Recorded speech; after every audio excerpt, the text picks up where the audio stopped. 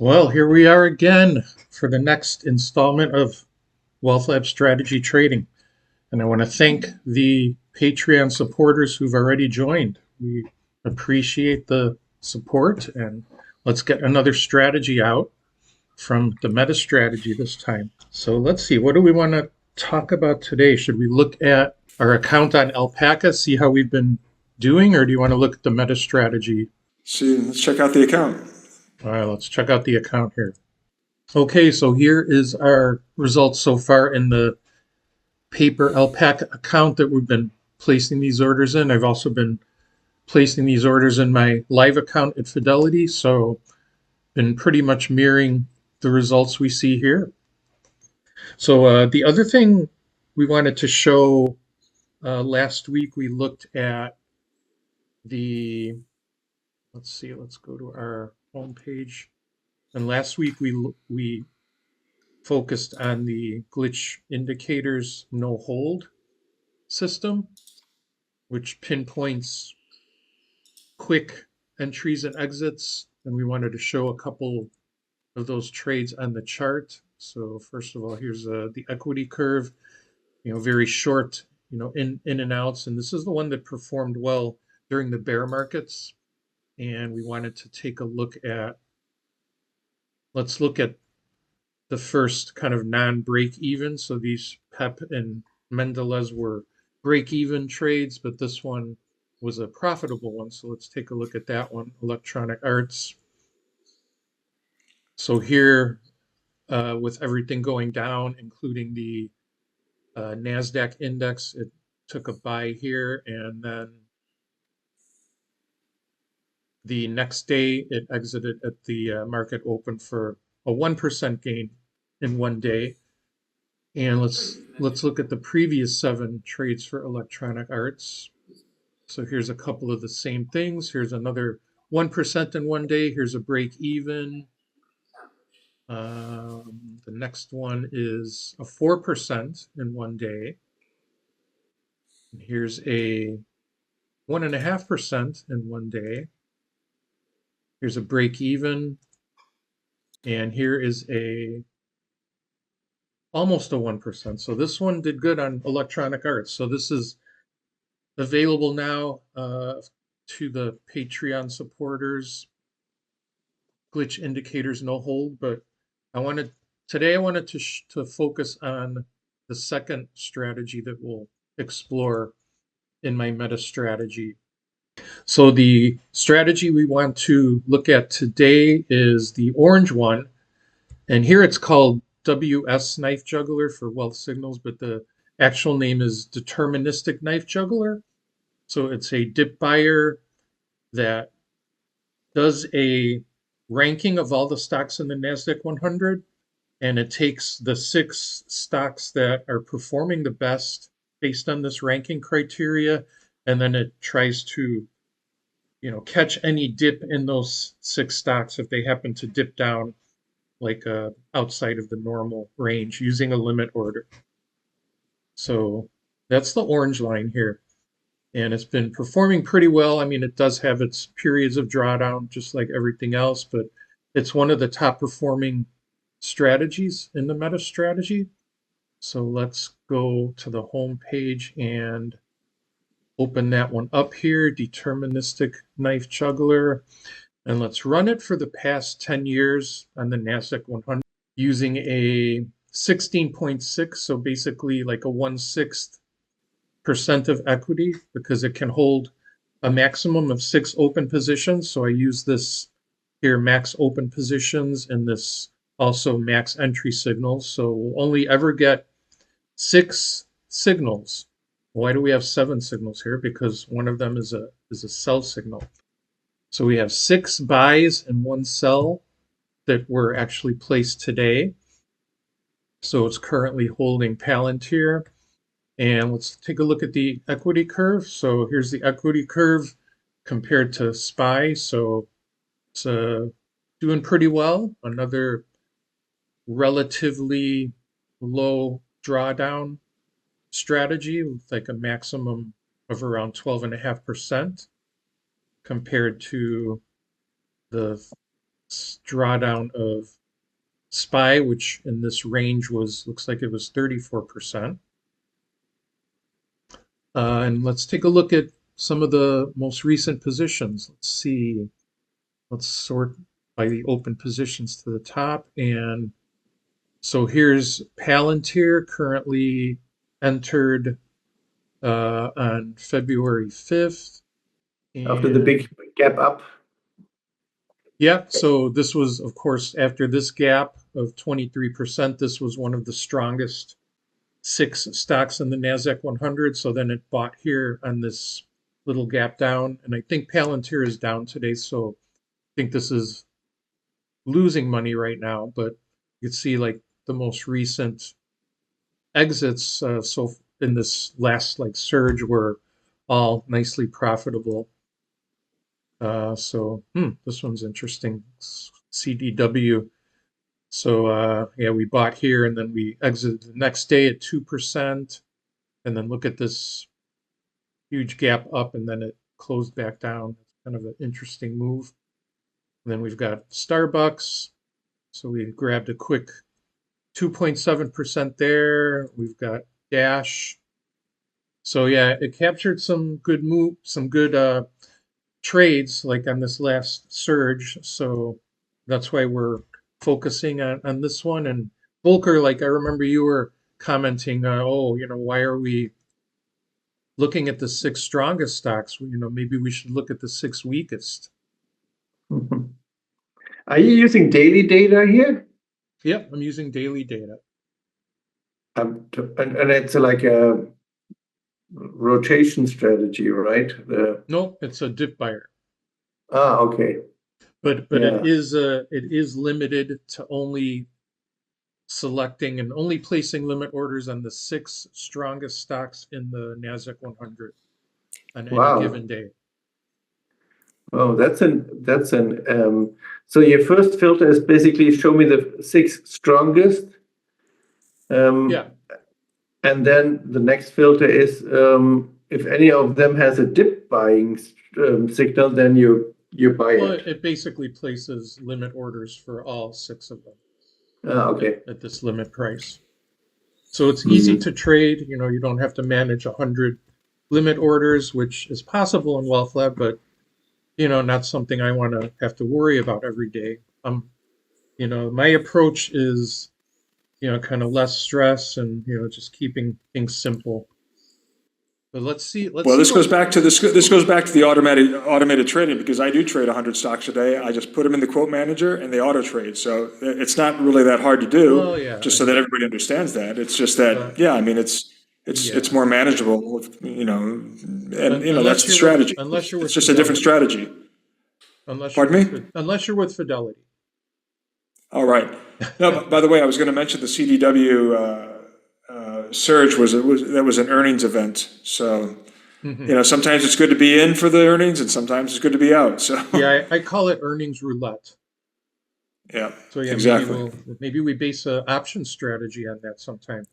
Just try to capture that volatility. Well, we'll talk about that. We'll talk about that in the next couple of weeks, right? So Volker, I'm going to test your theory and say, what happens if instead of buying or signaling on the 6 best, what if we do the 6 worst? And with one keystroke, we can test that. Are you ready? I'm ready. All right. So there's the result using the 6 worst stocks. Wow. So yeah, quite a difference in this case. That's interesting. Yeah. It's really interesting. And these signals now we have for the worst stocks, we're holding Monster, which, yeah, you could see was one of the worst stocks, and then it bought it here. And what were some of our recent trades here? I mean, some of them are still, it's still making money overall, but yeah, it's just not as good.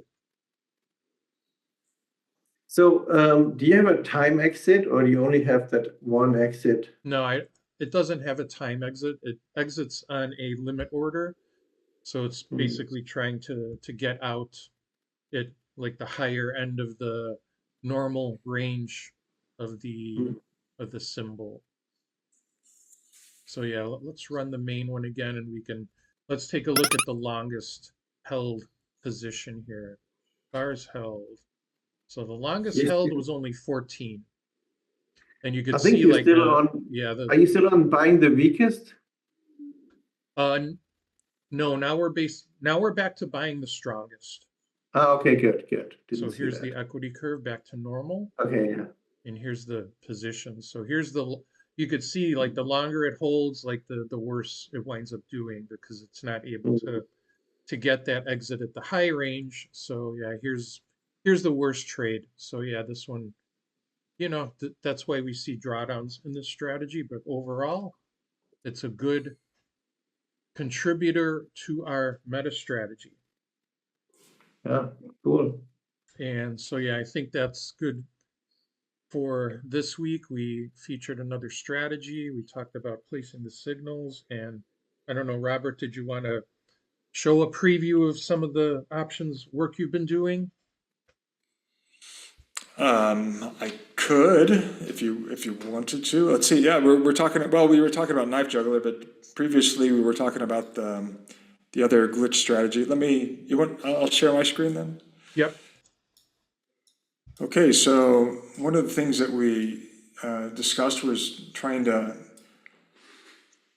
apply options to one of these strategies that were one of the strategies that were in the MetaStrategy to see how that worked. And so the first one that I tried to do it with was the glitch. Tell me what the INH means again, glitch. I can't Glitch indicators, no hold. Right, so I just call it INH options trade. Tradier, because the interesting thing that we discovered while I was doing this was that Tradier actually has historical options data for expired options, which is actually kind of unheard of. And so we're actually able to get the daily contract data for expired options back 10 years.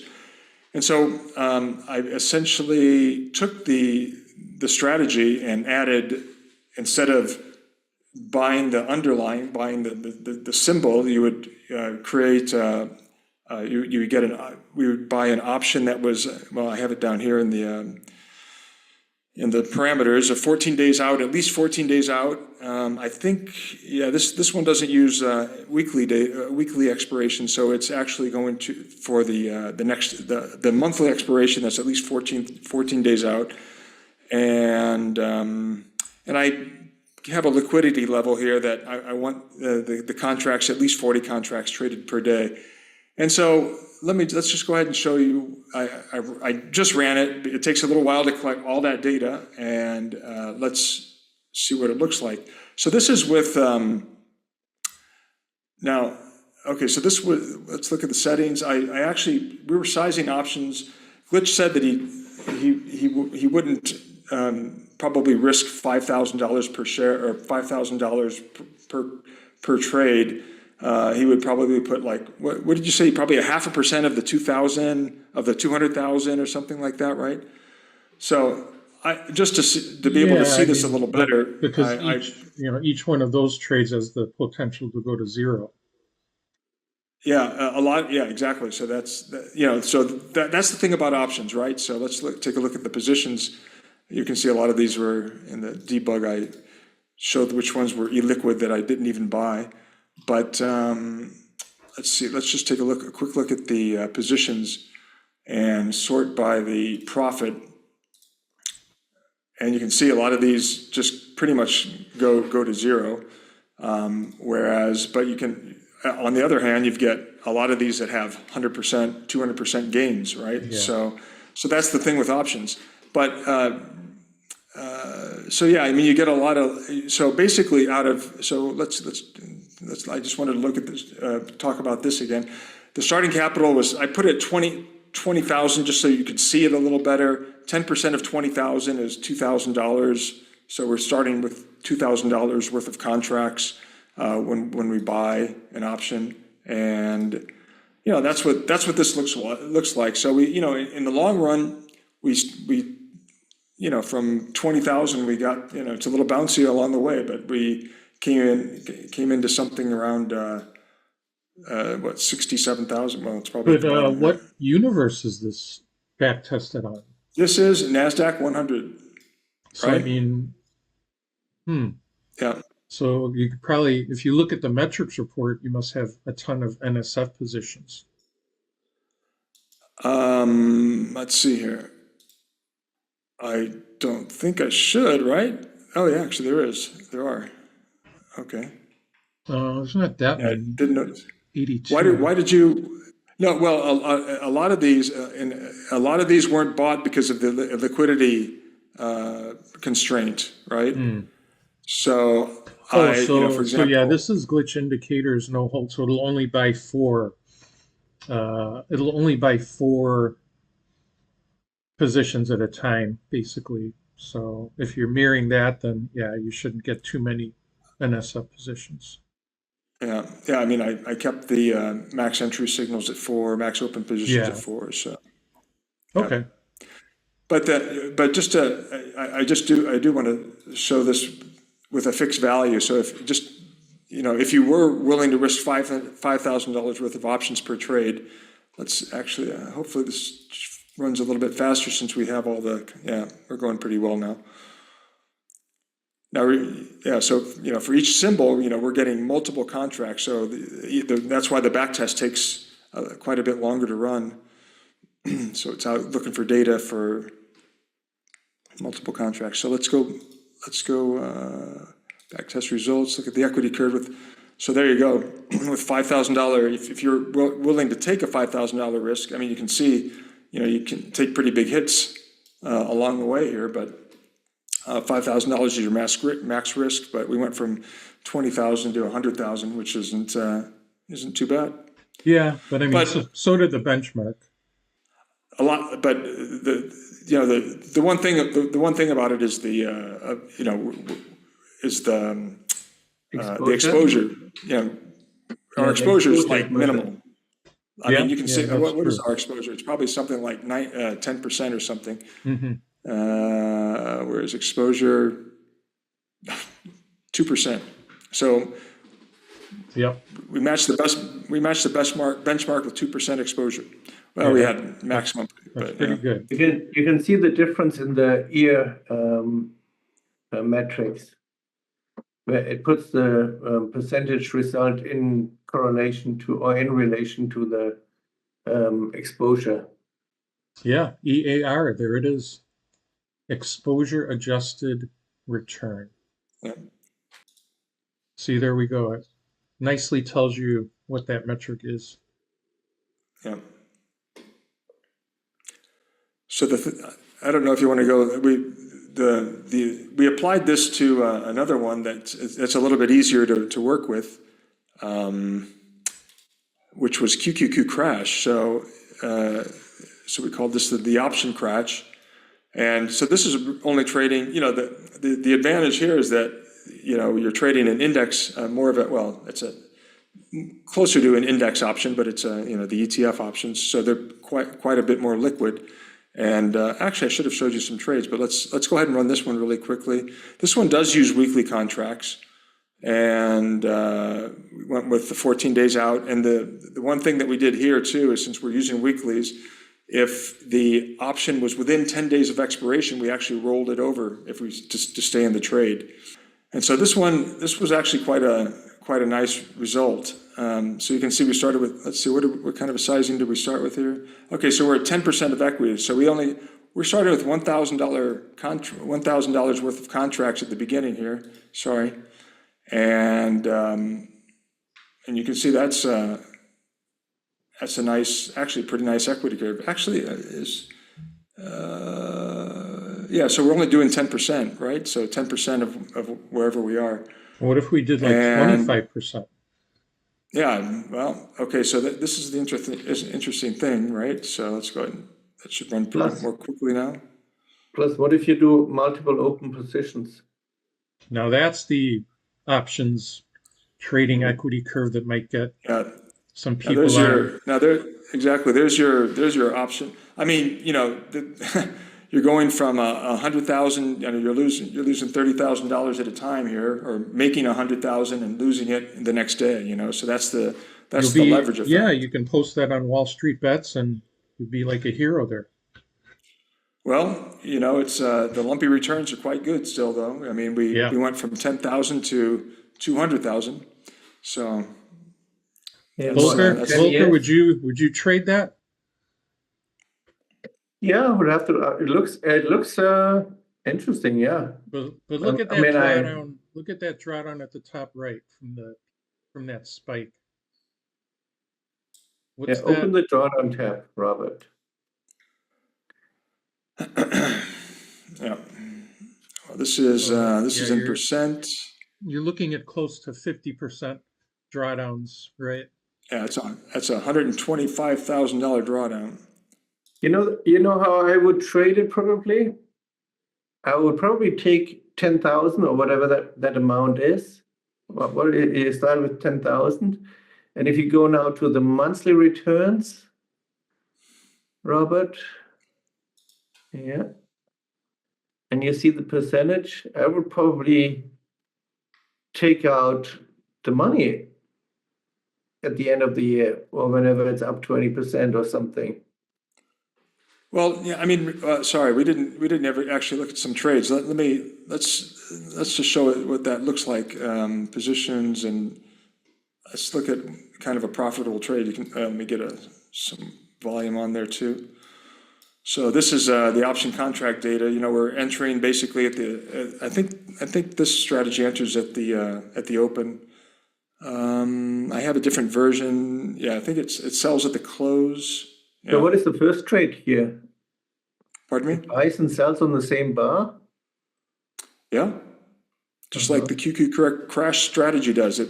Actually, I think the version 1 is actually a better version, which it sells the next day at market. But if you don't get out for a profit the first day, version 1 that I programmed here would sell it in market.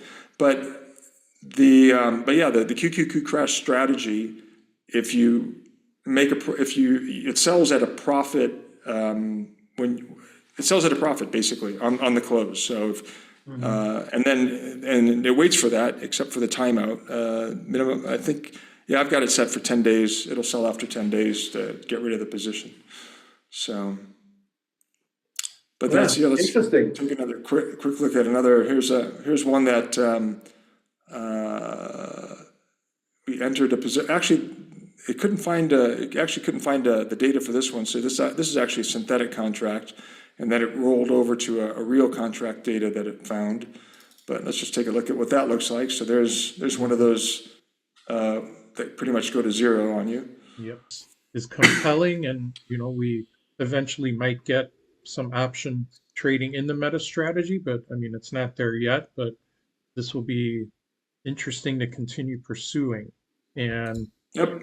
I think we have to wrap it up now because Volker and I are going to talk to Taipan in a few minutes. It's a German data provider, one of the top tier German data providers. And so we may get some Taipan integration with WealthLab like we did way back in WealthLab 1, remember? Yes, I remember. We went there and visited them. So, cool. Yep, we got a run for that, but thanks everyone for joining, and thanks Robert for showing us the progress on the options research. Hope you all enjoyed this episode, and see you next time. Cheers. Bye. Yes, bye.